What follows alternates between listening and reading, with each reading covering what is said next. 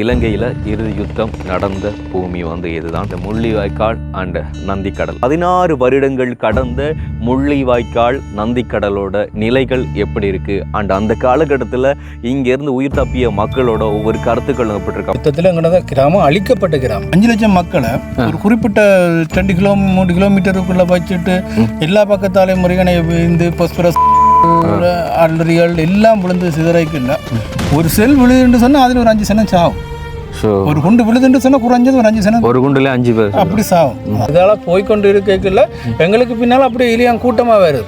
அப்படியே நாங்கள் அந்த வட்டுவால் பாலத்துக்கு அங்கால போய்க்கல அதை நாங்கள் அதுலேருந்து பார்க்க தெரியுது எங்களோட அந்த இதாக இருந்துச்சு. அந்த என்னடா அவ்வளவு வேதனை, அவ்வளவு எங்கள்ட உடம்புகளில் எல்லாம் ரசாயன இதுகள் மற்ற ரத்த வாடைகள் அதுகளோட தான் நாங்கள் போனாங்க. அப்போ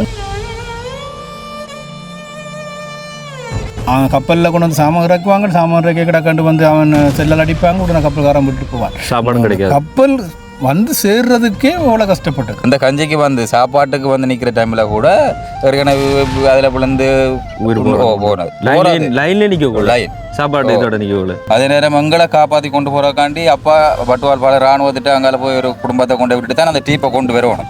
அப்போ அந்த டீப் எடுக்க போனவர் அப்பாவுக்கும் எங்களுக்கும் தொடர்பு இல்லை. நானும் என்ற தங்கச்சியும் ஒரு 2 தம்பியும் தட்ட தனியாக நாங்கள் இஞ்சால் பக்கம், அம்மாவும் 2 தம்பியாக்களும் அவியல் அங்கால் பக்கம், அப்பா என்ற தொடர்பு இல்லை. அப்போ அந்த டிராக்டர் டீப்புகள் மற்ற அந்த உழவு அந்த அதுகள் இதுகளுக்கு காத்தடிச்சு போட்டு அந்த அதுக்கு மேலால் அந்த கயிறுகளை கட்டி போட்டு அதுக்கு மேலே ஆக்களை வச்சிருத்தி போட்டு தான் தள்ளி கொண்டு போனது.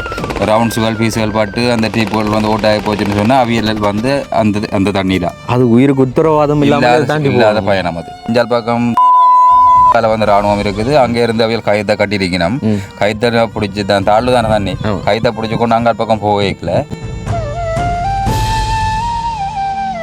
கடல் ஆலயம் வந்து கிட்டத்தட்ட ஒரு 1 கிலோமீட்டர் 1.5 கிலோமீட்டருக்குள்ள ராணுவம் வந்து அந்த பக்கத்தால் போய்கொள்ளலாம். மக்களுக்கு இருந்த வழி வந்து இந்த நந்தி கடலால் போகிறது மட்டும். இதை வந்து நாங்கள் உயிரோட வந்துட்டோம்.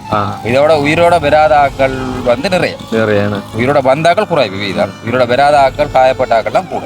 16 வருடங்களுக்கு முன்பதாக நடந்தது எல்லாமே இந்த நந்திக்கடலும் முள்ளிவாய்க்கால் நிலமும் தான் சொல்லும்.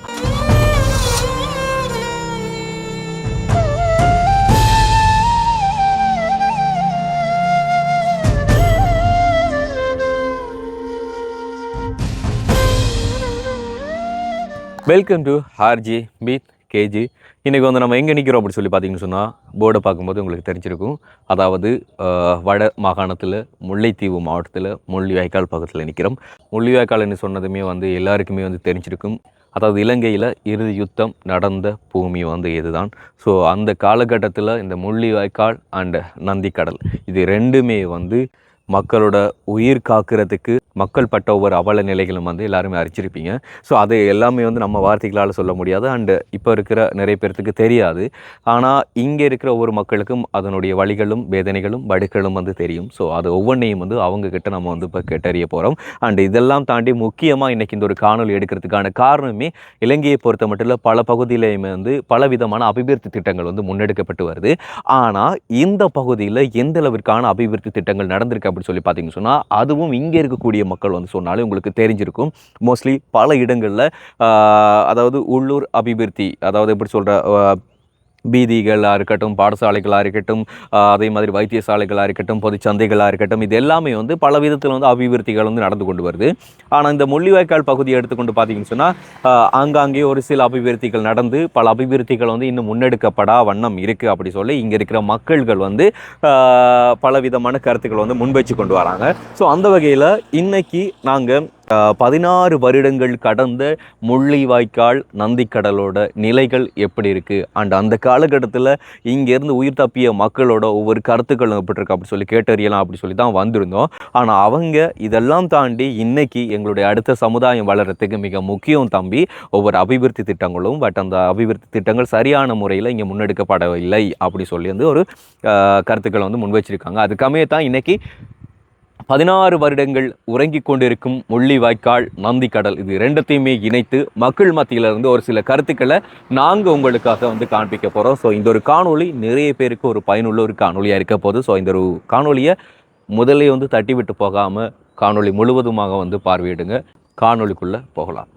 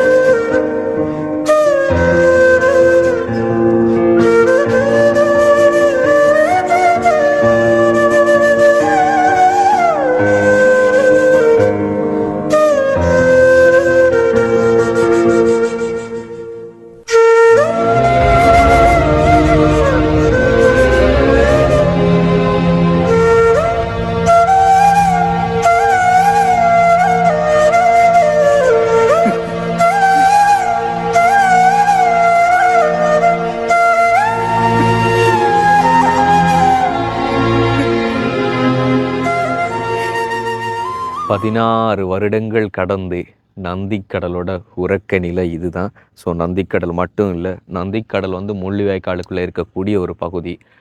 நந்திக்கடல் அதோட சேர்த்து முள்ளிவாய்க்கால் 16 வருடங்களாக உறங்கி கொண்டிருக்கு. ஆனால் அந்த 16 வருடங்களுக்கு முன்பதாக நடந்தது எல்லாமே இந்த நந்திக்கடலும் முள்ளிவாய்க்கால் நிலமும் தான் சொல்லும். அதோட இப்போ இருக்கக்கூடிய அந்த காலத்தில் தங்களோட உயிரை கையில் பிடிச்சு கொண்டு தங்களோட உயிர் மிஞ்சுமா மிஞ்சாதா அப்படி சொல்லி ஒவ்வொரு சந்தேகத்தோட இந்த நந்திக்கடலை கடந்த மக்கள் இன்னைக்கு வரைக்கும் நினைச்சிக்கிட்டு அந்த வடுக்களை மறக்காமல் அப்படியே நினைவில் வச்சு கொண்டே இருக்கிறாங்க. ஸோ உண்மையில் சில பேர் வந்து காணொளிகள்லையோ சில பேர் வந்து வார்த்தைகள் மூலம் சொல்கிறதையே வந்து ஈஸியாக மறந்துடலாம். ஆனால் அதே இடத்திலிருந்து அந்த அவல நிலைகளை சுமந்த ஒவ்வொரு மக்களோட வலிகளும் வேதனைகளும் அவங்க இறக்கும் வரைக்கும் மறக்காமல் தங்களோட நினைவோடைய வந்து கட்டி கொண்டு இருப்பாங்க. ஓகே, இப்போ நம்ம நிற்கிற பகுதி சரியாது அப்படி சொல்லி பார்த்தீங்கன்னு சொன்னால், இறுதி யுத்தத்தின் போது வந்து மக்கள் நந்திக்கடல் வாயிலாக வந்துட்டு வட்டுவாகலுக்கு வந்துட்டு இப்படி பயணித்து போனாங்க அப்படிங்கிற வந்துட்டு நிறைய பேர் வந்து காணொலிகள் மூலம்லாம் அதை பார்த்துருப்பீங்க, சில பேர் வந்து சொல்லி கேட்டிருப்பீங்க. ஆனால் உண்மையிலே அந்த இடத்துல இருந்து அந்த வாழ்க்கையில் வந்து அனுபவித்தவங்களில் அவங்களோட அனுபவங்களை வந்து தான் இப்போ இந்த இடத்துல வந்து கேட்க போகிறோம். ஸோ அதை வந்து பகிர்ந்து கொள்றதுக்காக இந்த இடத்துல இருக்கிற அந்த காலத்தில் வந்து இந்த இடத்துல வந்து இதன் மார்க்கமாக வந்து பயணித்து போனவங்ககிட்டே வந்து நாங்கள் நேராக வந்து கேட்க போகிறோம். அதில் வணக்கம் அண்ணா. வணக்கம் அண்ணா. ஓகே, இப்போது நீங்கள் சொல்லுங்கள், அதாவது இந்த இடத்துல கிட்டத்தட்ட எத்தனை ஆயிரம் பேர் வந்து இந்த நந்திக்கடலை வந்து கடந்து போயிருப்பாங்க? அது வந்து இப்போ என்னென்னு சொல்லி சொன்னால், இப்போ எங்களோட இந்த வடக்கு கிழக்கு இருந்தாகல்ல, கிழக்கு மாநில வடக்கு இருந்து வந்து இடம்பெயர்ந்து வந்து வந்து வந்து முழுக்க கடைசியாக வந்து முள்ளிவாய்க்காலில் வந்து குடியேர்ந்தது. அப்போ இருந்து வந்து அதுக்கு இருந்து வந்த ஆக்கள் முழுக்க இப்படியான வழிகளோட தான் போகுது. அதுன்ற விவரம் வந்து அது சம்மந்தமாக தெரியாது, எத்தனை பேர் அதுன்றான் தெரியாது. ஓகே, ஆனால் இப்படி போய் சேர்ந்தாங்க, அதாவது இது வந்து ஆழம் எந்த அளவுக்கு இருக்கும், இப்படி இதை தாண்டி அங்கால போனாங்க? அந்த பகுதியில் அந்த காலப்பகுதிக்கு வந்து இந்த இப்போ தண்ணி கொஞ்சம் குறைவான்னு சொல்லலாம். அப்போ அந்த மக்கள் வந்து வெளியேறின நேரத்துக்குள்ள வந்து சரியான தண்ணி தாழ்வு. அப்போ அந்த டிராக்டர் ட்ரீப்புகள் மற்ற அந்த உழவு அந்த இதுகளுக்கு காத்தடிச்சு போட்டு அதுக்கு மேலால் அந்த கயிறுகளை கட்டி போட்டு அதுக்கு மேலே ஆக்களை வச்சிருத்தி போட்டு தான் தள்ளி கொண்டு போனது. சில பேர் வந்து அந்த தைப்பங்கள் போட்டுகள் மாதிரி பயன்படுத்தி அப்படி போயிருக்கிறோம். அப்போ போகிற சந்தர்ப்பத்தில் கூட வந்து என்னென்னு சொன்னால், இப்போ ரவுண்ட்ஸுகள் பீஸுகள் பாட்டு அந்த டீப்புகள் வந்து ஓட்டாகி போச்சுன்னு சொன்னால் அவியல் வந்து அந்த தண்ணியில் அது உயிருக்கு உத்தரவாதம் இல்லாத பயணம். அது இப்போ கரைக்கு போய் சேர்ந்தா மட்டும்தான். மற்றபடி இடையில நடக்கிற சம்பவம் போறவர் வந்து போய் சேருவாருன்றது தெரியாது, எங்க போய் சேருவாருன்னு தெரியாது, எங்க போய் சேருவாரு தெரியாது. எப்படியோ வந்து இரவும் பகலாம வந்து அப்படி போய்கொண்டே இருக்கிறது. போய் சேர்ந்தா சரின்ற மாதிரி. என்னன்னு சொன்னா, இப்ப இங்கே இருந்தாலும் பிரச்சனை தான், அங்க போனாலும் பிரச்சனை தான். அதாவது இந்த இந்த இந்த நந்திக்கடலை தாண்டி அங்கிட்டு போனால் பாதுகாப்பு இல்லையா? அங்கால இப்போ அங்கால வந்து இராணுவம் வந்து இப்போ வெள்ளக்கூடியோட போனாக்களை வந்து அங்கால விர விளைச்சி வந்து அங்கால சாப்பாடுகள் தண்ணிகள் கொடுத்து அவியல் வாசல் ஏற்றி இடத்தங்கள் அவங்களுக்கு அனுப்பி வச்சு கொண்டு வந்தவியல். இப்போ அதுக்கு கூட வந்து பாதுகாப்பான வழி இல்லை. இப்போ இராணுவம் வந்து இப்போ வட்டுவாலில் வந்து அங்கால் பக்கத்தில் இருந்து இஞ்சால் பக்கம் வந்து ராணுவம் இருக்குது. அங்கே இருந்து அவியல் கைத்தை கட்டிருக்கணும். கைத்தை பிடிச்சி தான் தாழ்வு தானே தண்ணி, கைத்தை பிடிச்சி கொண்டு அங்கால் பக்கம் போகல. இடையில நடக்கிற யுத்தத்துல வந்து ஒரு தடவை ஒன்றும் செஞ்சு விடல. அவியலுக்கு இடையில நடக்கிற சண்டைக்கு வந்து சனம் காயப்பட்டு கொண்டிருக்கும், செத்து கொண்டிருக்கும். அப்போ அந்த பக்கத்துக்கு போய் சேருவினம்ன்றது சுவர் இல்லை. ஸோ உயிருக்கு உத்தரவாதம் இல்லாமல் அந்த ஒரு பயணத்தை மேற்கொண்டிருக்கீங்க. இப்போ வருஷம் அந்த மே மாதம் வந்தாலே வந்து அந்த முள்ளிவாய்க்கால் கஞ்சன்ற கொடுப்பாங்க. அது இங்கேருந்து ஆரம்பிக்கப்பட்டது. அந்த டைமில் மேலே சாப்பாட்டுக்கு கூட வழி இல்லாமல் ஒருவேளை பசி ஆட்டுறதுக்கு அந்த முள்ளிவாய்க்கால் கஞ்சி தான் அவங்களோட உயிர் காத்த எப்படி சொல்லுவாங்க. நீங்கள் சொல்லுங்கள், நீங்களே வந்து அந்த ஒரு கஞ்சி குடிச்சு தான் உயிர் வாழ்ந்துருப்பீங்க. அந்த டைம் வந்து உங்களுக்கு அரிசி பருப்புகள்லாம் அப்படிலாம் கிடைச்சிருந்ததா? இப்போ பார்த்தீங்கன்னு சொன்னால் உப்பு போட்டு அதை வந்து தாளிச்சு அப்படி இப்படிலாம் வித்தியாசமாக கொடுக்குறாங்க. ஆனால் அந்த டைமில் எப்படி பிடிச்சிங்க அந்த கஞ்சி? இல்லை, அந்த டைமில் வந்து அரிசி கிடைச்சதுன்றதும் கஷ்டம், நெல் கிடைச்சதுன்னும் கஷ்டம். அந்த டைமில் எது அந்த மக்களுக்கு அந்த உயிரை வாழ வைக்கிறதுக்குரிய எது காரணியாக இருந்ததோ அதை மட்டும்தான் பயன்படுத்தினார்கள். ஒரு தேங்காயை விட்டு கஞ்சி காய்ச்சின எதுவும் இல்லை. தண்ணியும் அரிசியையும் விட்டு கஞ்சி குடிச்சாக்களும் இருக்குது. வெறும் பருப்பை மட்டும் அவிச்சு போட்டு சாப்பிட்டாக்களுக்கும் அது பலவிதமான இது போனது. ஆனால் இப்போ வந்து இருக்கிற மாதிரி அப்படியான செயற்பாடு இல்லை. இப்போ அதை காண்பிக்கிறதுக்காண்டி அதோட நிறைய இதெல்லாம் சேர்த்து செய்கிறாங்க. கஞ்சி வந்து கொடுக்குறதுக்கு கஞ்சி ஒரு இடத்த கொடுக்குறதுன்னு சொன்னாலே நீங்கள் பல வீடியோக்களில் ஃபோட்டோக்களில் பார்த்துருப்பீங்க. எவ்வளோ பேர் வந்து லைனில் நிற்கணும். இப்போ அப்படி ஒரு சாப்பாடு வந்து சாப்பிடக்கூடிய நல்ல சாப்பாடு சாப்பிடக்கூடிய நிலைமை இருந்திருந்தா அந்த சிறுவர்கள் அந்த பெரியவர்கள் வந்து அந்த லைனில் நின்று அந்த கஞ்சி வாங்க வேண்டிய தேவை இல்லை. அந்த கஞ்சிக்கு தானே வந்து நின்றவியல். அந்த கஞ்சி கூட வந்து ஏதோ தங்களால் முடிஞ்ச வரைக்கும் அந்த அமைப்பு வந்து மக்களுக்கு கொடுத்தது. அதுக்கு வந்து நிற்கிற டைமில் கூட அந்த கஞ்சிக்கு வந்து சாப்பாட்டுக்கு வந்து நிற்கிற டைமில் கூட ஏற்கனவே அதில் விழுந்து போனது லைன்ல நிற்க லைன் சாப்பாடு இதோட நிற்கல. இப்போ பாதுகாப்பு வலயம்னு சொல்லி இராணுவம் அறிவிக்குதுன்னு சொன்னால் அது ஆறாக இருந்தாலும் அந்த இடத்துக்கு போனால் எங்களுக்கு உயிர் பாதுகாப்பு வரும் என்றுதான் நாங்கள் அங்கே போவோம். ஆனால் அந்த பாதுகாப்பு வலயம்ன்றது வந்து இப்போ கேப்பாலாவில் இருந்து இராணுவம் வந்து இங்கே செல் அடிக்க அந்த செல் வந்து அந்த ஒரு 1.5 கிலோமீட்டருக்குலாம் இருக்கும், அந்த மக்களும் இருக்கும். இருக்கிற டைமுக்கு வந்து அது தான் போகணும்னு சொல்லிடாது. பொதுமக்கள் இருக்கிற இடத்துக்கு கொண்டு பொதுமக்கள்லாம் கூடுதலாக இந்த இடம் பார்க்கும்போது நைட்ல இப்படி ஃபுல்லா நெருப்பா தான் இருந்திருக்கு வேணும் வெளிச்சம் சொல்லு. இப்போ இங்கே இருந்து அடிக்கிற ராணுவத்தின் ரவுண்ட்ஸ் வந்து திருப்பி அந்த பக்கமும் ராணுவத்துக்கே போய் சேரக்கூடியது. அந்த பக்கம் நடுவில் பொதுமக்கள் வளைச்சி அவங்க சுற்றிட்டாங்க. வாடி விழுறதெல்லாம் வந்து பொதுமக்கள் சப்போஸ் வந்து அதை தாண்டி அவங்களுக்காலும் போகலாம். கடலாலயம் வந்து கிட்டத்தட்ட ஒரு 1 கிலோமீட்டர் 1.5 கிலோமீட்டருக்குள்ள ராணுவம் வந்து அந்த பக்கத்தால் போய்கொள்ளலாம். மக்களுக்கு இருந்த வழி வந்து இந்த நந்தி கடலால் போகிறது மட்டும்தான். அப்போ அந்த இறுதி கட்டத்தில் வந்துன்னா இங்கே ஹெல்ப்புக்காக இருந்து வந்துட்டு வேல்விஷன் லங்காவோ சரியில்லைன்னு சொன்னால் வந்து செஞ்சிலுவை சங்கமாக இருக்கட்டும், அப்படியான நிறுவனங்கள் வந்து அந்த மருத்துவ வசதிகள் வந்து கொடுக்கும்போது மருத்துவமாச்சு சரியாக கிடைச்சதா? மருத்துவ வசதி வந்து அந்த ஒரு குறிப்பிட்ட காலத்துக்கு பிறகு வந்து சரியான முறையில் வழங்கப்படுறக்கூடிய சந்தர்ப்பங்கள் இல்லை. அந்த சேலன் அது வந்து அந்தந்த அமைப்புகளுக்குள்ள அவர்களுடன் செயற்பட்டு கொண்டிருந்தது. அமைப்புகள் இறுதி வரைக்கும் கொஞ்சம் கொஞ்சம் இயங்கினது என்று நினைக்கிறேன். அது வந்து இப்போ இருக்கிற மாதிரி ஒரு பிறந்த பிரதேசமாக இருக்க வந்து அது அவங்களுக்கு செய்யக்கூடிய மாதிரி இருக்கு. இப்போ ஒட்டுமொத்த மக்களும் வந்து ஒரு இடத்துல வந்து இருக்க எப்படி அவியலால் அந்த அவ்வளோ மக்களுக்கு முடிய முதலுதவியை செய்யக்கூடிய மாதிரி இருக்கு. எத்தனை பேரை பார்க்கலும் கஷ்டமான அப்போ அந்த தாய் தந்தைன்னு சொல்லி 2 பேரும் 2 பக்கமும் வந்து பிரிஞ்சு போவாங்க. அந்த குடும்பம் வந்து ஒரே டைமில் உண்டா போய் சேர்ற நிலைமை இருக்கு இல்லையா? இப்போ நாங்கள் அப்படி சம்பவங்கள் நிறைய இருக்குது. அதே சம்பவத்தில் இப்போ எனக்கும் நடந்திருக்குது. நாங்களும் எங்களோட குடும்பத்தோட போகிற டைமில் எங்களில் வந்து நாங்கள் 4 பேர் எங்கள் அப்பாவோட அம்மாவோட நாங்கள் பிரிஞ்சு நாங்கள் கரையில் இருந்துட்டோம். அம்மாக்கள் ஒரு பக்கத்தால் போய் அவியல் அங்கால் பக்கம் போயிட்டோம். போனால் எங்களுக்கு அம்மாக்களும் தொடர்பு இல்லை. அதே நேரம் எங்களை காப்பாற்றி கொண்டு போகிறக்காண்டி அப்பா வட்டுவால் பால இராணுவத்திட்டு அங்கால போய் ஒரு குடும்பத்தை கொண்டு விட்டுட்டு தான் அந்த டீப்பை கொண்டு வரணும். அப்போ அந்த டீப் எடுக்க போனவர் அப்பாவுக்கும் எங்களுக்கும் தொடர்பு இல்லை. நானும் என்ற தங்கச்சியும் ஒரு 2 தம்பியும் தட்ட தனியாக நாங்கள் இஞ்சால் பக்கம், அம்மாவும் 2 தம்பியாக்களும் அவியல் அங்கால் பக்கம். அப்பா என்ற தொடர்பு இல்லை. அப்படி இருந்த போதும் அப்பா ஏதோ ஒரு வழியில் வந்து எங்களை தேடி பிடிச்சி அப்பாவோட நாங்கள் அங்கே போய் பிறகுதான் இராணுவத்தின் கையில் இருந்த அம்மாக்களோட சேர்ந்து போனோம். அப்படித்தான் எல்லாருக்கும் நடந்திருக்கும். இதுக்கு வந்து நாங்கள் உயிரோட வந்துட்டோம்.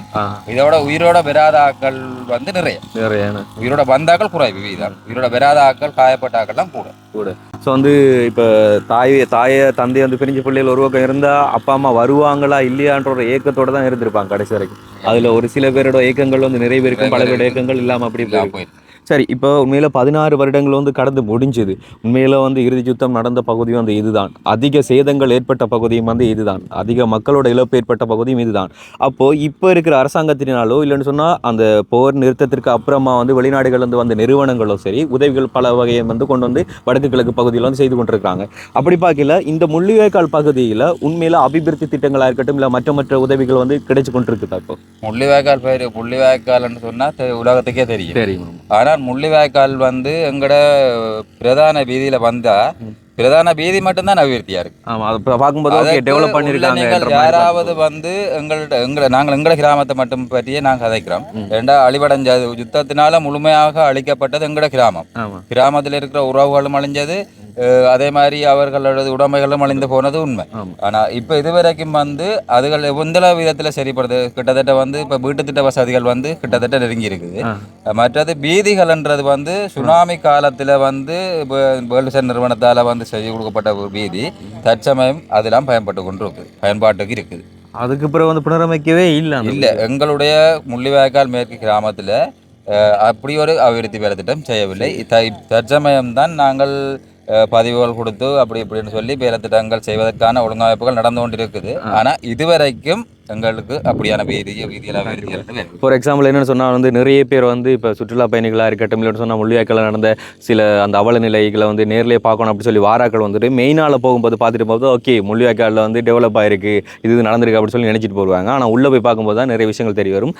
உதாரணத்துக்கு சொல்லப்போனால் முள்ளிவாய்க்கால் பொதிச்சாந்து ஏன்னா இப்போ வரைக்கும் அது யுத்தத்தில் பாழடைஞ்ச நிலை அப்படியே இருக்கு. அது எவ்வளோ பேர் வந்து பார்க்குறாங்க. ஏன் அதை திருத்தி மக்கள் பயன்பாட்டு கொண்டு வந்து நிறைய பேருக்கும் தொழில் வாய்ப்புகள் கொடுக்க மட்டும் சொல்லி எந்த ஒரு அரசாங்கம் யாருமே முன்வரல. முன் வரையில் முன் வந்திருந்தா அப்படி இருக்காது பாலடைஞ்சு போயிருக்கு உள்ளுக்கே மரங்கள் பத்தையெல்லாம் கிடக்கு அப்படியா? அதாவது இப்போ வரைக்கும் நீங்கள் பார்த்தீங்கன்னா அந்த சிவர்கள் எல்லாம் வந்துட்டு அந்த ரவுண்ட்ஸ்கள் பட்டடமெல்லாம் அந்த துளைகள் வந்து துளைச்சடமெல்லாம் வந்து அப்படியே இருக்குது. நாங்கள் ஆரம்பத்தில் வந்து இந்த பகுதியை பார்க்க வரும்போது எப்படி இருந்ததோ அப்படியே தான் இப்போ இருக்குது. இப்போ பொது இடங்களை வந்து பார்க்கல. இப்போ தனியாரை வந்து எப்படி சொல்கிற ஒரு வீடுகளுக்கான அபிவிருத்திகளும் செய்து கொடுக்கறதை தாண்டி பொதுவாக இருக்கிற சந்தைகளோ பள்ளிக்கூடங்களோ மைதானங்களோ அதுகளும் வந்து புனரமைச்சு கொடுக்கப்பட்டிருக்கான்னு சொல்லி பார்த்தா அதுவும் வந்து கிடையாது. எதுவும் அந்த மெயினாக இருக்கிற ரோட்டு மட்டும் தான் புனரமைக்கப்பட்டு சிறு சிறு பாடசாலைகள் மற்றும் மற்றது அரச கட்டிடங்கள் சிலவற்றை செய்த சொல்லணும்.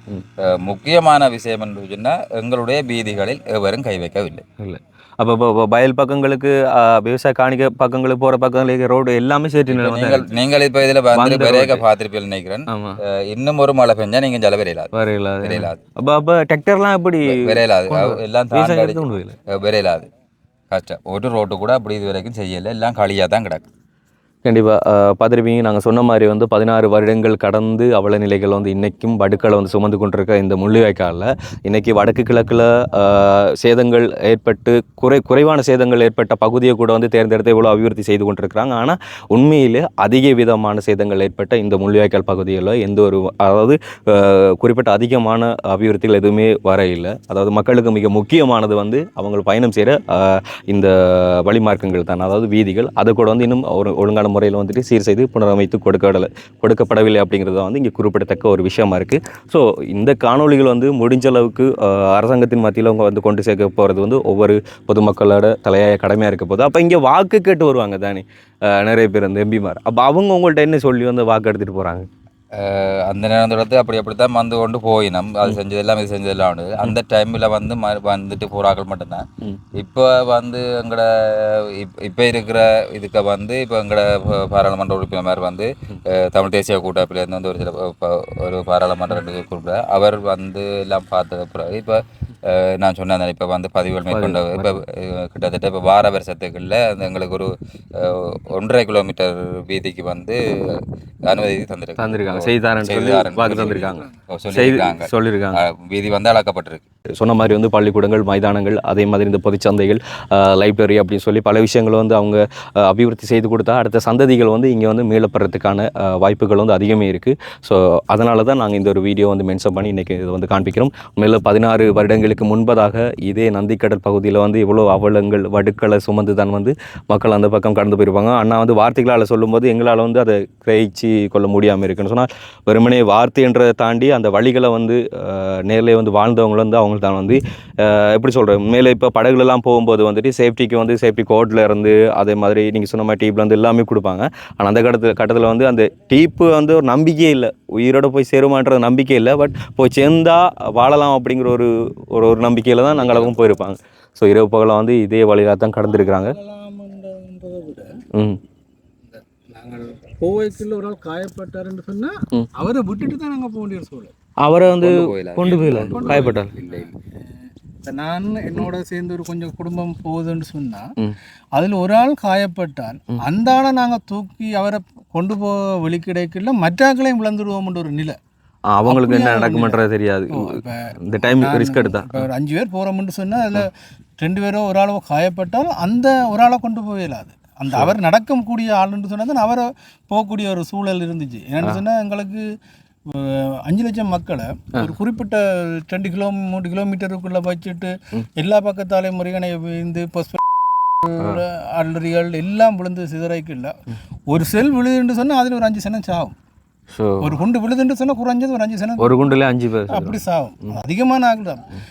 நாங்கள் அந்த உண்மையிலேயே நாங்கள் பார்க்க அதை எங்களை வார்த்தையால் சொல்ல முடியாது. ஏன்னா மக்கள் அவ்வளோத்தை சந்திச்சவங்க. அந்த ஒரு சாப்பாடுக்கு 5 லட்சம் பேருக்கு 20,000 பேர் இராணுவம் சொல்லுது, 20,000 பேர் தான் எங்களோட கட்டுப்பாட்டுக்குள்ள இருக்குன்னு சொல்லிட்டு. ஆனால் 5 லட்சத்துக்கு 3 லட்சம் 5 லட்சத்துக்கு மேற்பட்ட மக்கள் இருந்துச்சான். அப்போ அந்த பேருக்கும் 20,000 பேருக்குரிய சாப்பாடை அனுப்பி வைக்கல. அது கூட பிரச்சனை வரும்.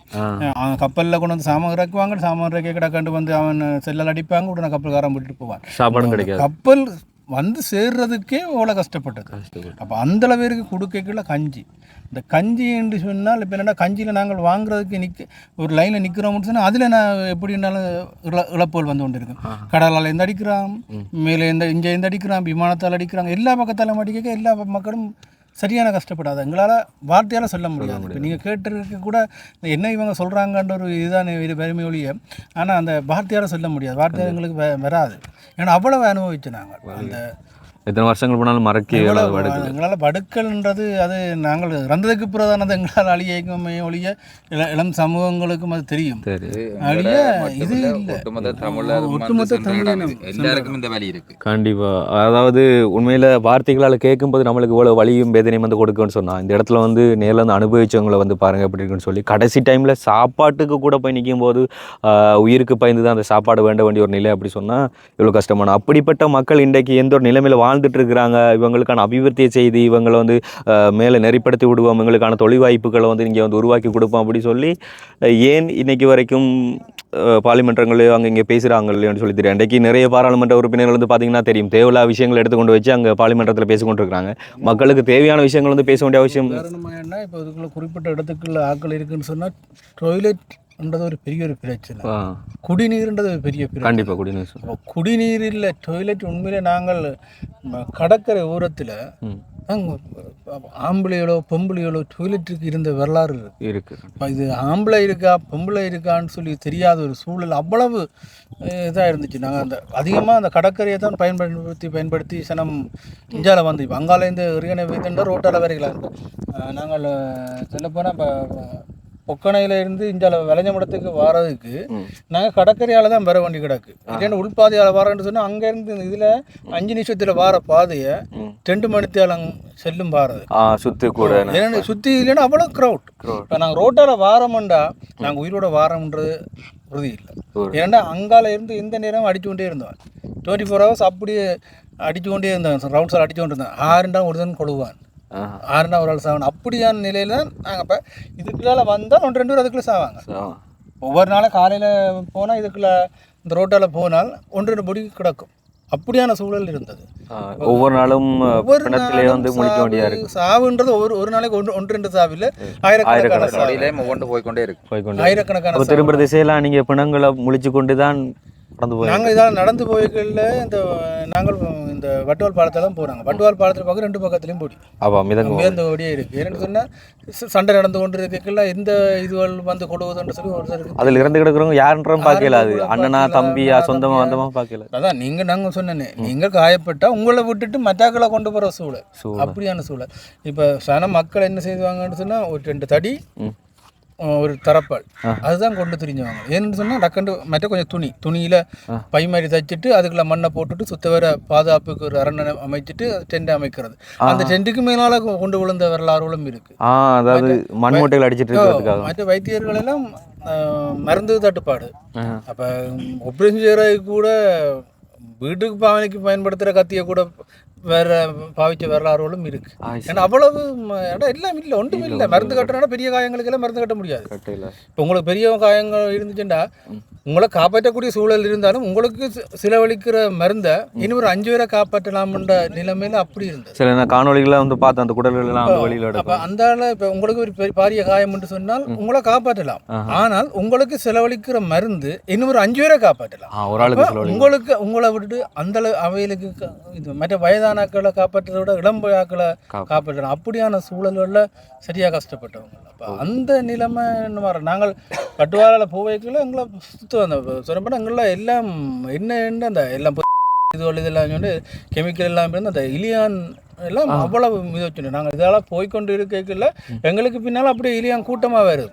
அப்படியே நாங்கள் அந்த வட்டுவால் பாலத்துக்கு அங்கால போய்க்கல அதை நாங்கள் அதுலேருந்து பார்க்க தெரியுது எங்களோட அந்த இதாக இருந்துச்சு. அந்த என்னன்னா அவ்வளவு வேதனை, அவ்வளவு எங்கள்ட உடம்புகள் எல்லாம் ரசாயன இதுகள் மற்ற ரத்த வாடைகள் அதுகளோட தான் நாங்கள் போனாங்க. அப்போ அங்கேருந்து போய்க்கல அந்த அதே கூட்டமாக வந்துட்டு பிறகு அங்கால நாங்கள் போய்க்க அது இஞ்சால வார மாதிரி இருந்துச்சு. அப்படி பார்க்கலாம் அவ்வளவு வேதனையில நாங்கள் சொல்ல முடியாது.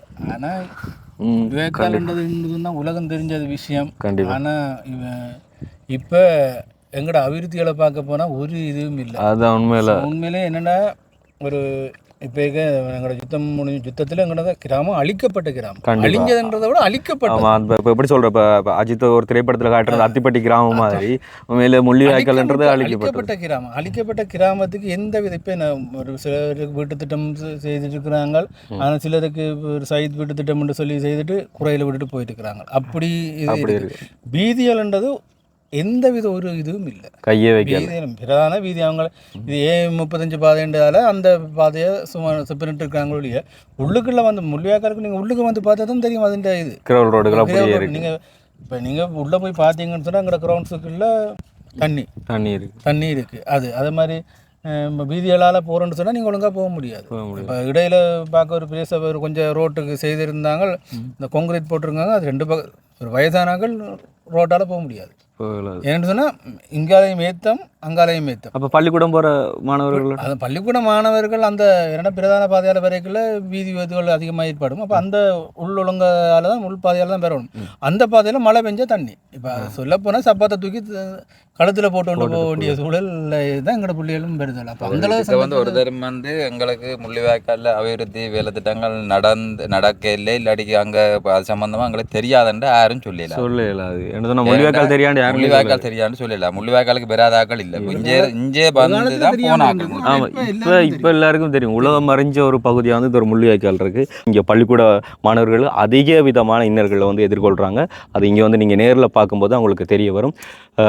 ஸோ நீங்கள் நிறைய எம்பி மாட்டெல்லாம் நிறைய விதங்களை வந்து வருஷம் பேசியே பார்த்துட்டீங்க. இதில் வந்து எல்லாரையும் அதை குறிப்பிட்டு சொல்லிடுறாரு. சொல்லப்போனால் இப்போ அவர்கிட்ட பேரை சொல்ல ரவிகரன் சார் தான் இப்போ வந்து இப்போ அண்மையில எல்லாம் வந்து எங்களோட கிராமத்தை இருக்க பார்த்துட்டு போயிருக்கணும். முடிஞ்ச உதவி அவன் உதவிகள் கிடைக்குமா கிடைக்காதுன்றது நீ அவன் பக்கத்துக்குலாம் தெரியுமே வழிய இதுவரை காலம் செய்ய இல்லை.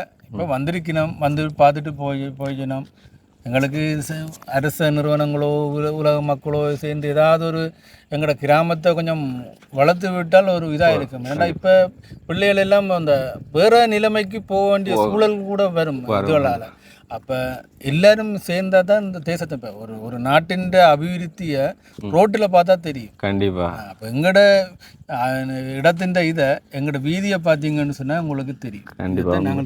மேலே அப்போ அது ஒரு 16 வருடங்களுக்கு முன்பதாக நடந்து வந்து நீங்கள் மரக்காட்டியும் அது ஒரு நினைவில் இருந்தால் இனி அடுத்த சந்ததி வந்து வளர்கிறதுக்கு வந்து இது வந்து அபிவிருத்தியாக செய்து கொடுத்தீங்கன்னு சொன்னால் அது வந்து நிமிர்ந்து வரக்கூடிய ஒரு பகுதியாக வந்து இருக்கும். ஸோ உண்மையில் அண்ணன் சொன்ன ஒரு உதாரணம் மிக முக்கியமானது. அதாவது ஒரு நாடு வந்து எந்த அளவுக்கு வளர்ந்து வருது அப்படிங்கிறத பார்க்குறதுக்கு அந்த நாட்டோட பாதையை பார்த்தாலே வந்து தெரியும். ஸோ அந்த பாதை சரியாக போகுதா இல்லையா அப்படிங்கிறது இங்கே வந்து பார்த்தீங்கன்னு சொன்னால் உங்களுக்கு கண்டிப்பாக தெரியும். ஸோ நான் மறுபடியும் வைக்கிற ஒரு ரெக்வெஸ்ட் என்ன அப்படி சொன்னால், பார்லிமெண்டத்தில் இருக்கிற ஒவ்வொரு பாராளுமன்ற உறுப்பினர்களும் எங்கெங்கெல்லாம் வந்து உண்மையில் பின்வாக்கப்பட்ட பகுதிகள் இருக்கோ அந்த பகுதியில் போய் நேரில் போய் பாருங்கள். ஒருத்தங்களில் ஃபோன் மூலமாக இல்லைன்னு சொன்னால் சமூக வலைத்தளங்களில் போடுற காணொலிகளை பார்த்துட்டு சும்மா வெறுமனே வீட்டில் இருக்காமல் நீங்கள் அந்த இடத்துக்கு போய் பாருங்கள். நீங்களாக வந்து இப்போ பள்ளிக்கூட பிள்ளைகள் வந்து அந்த தண்ணிக்குள்ளால் வந்து சுவ காட்டி தோளில் போட்டு நடந்து போகணும்னு சொன்னால் அதை வந்து நீங்கள் அனுபவிச்சு பாருங்கள், நீங்கள் நடந்து பாருங்கள். அப்போ தான் உங்களுக்கு தெரியும் அவங்களோட வழிகளும் வேதனைகளும். ஸோ அதுக்காக வேண்டி தான் நாங்கள் இந்த ஒரு 16 வருடங்களுக்கு அப்புறமா வந்து இந்த ஒரு நந்திக்கடல் அண்ட் அதே மாதிரி இந்த ஒரு முள்ளிவாய்க்கால் பகுதி இந்த ஒரு நிலையில் இருக்குது அப்படிங்கிறத வந்து உங்கள் மத்தியில் வந்து காண்பிக்கிறோம். தகவல் தந்ததுக்கு ரொம்ப நன்றிங்கண்ணா.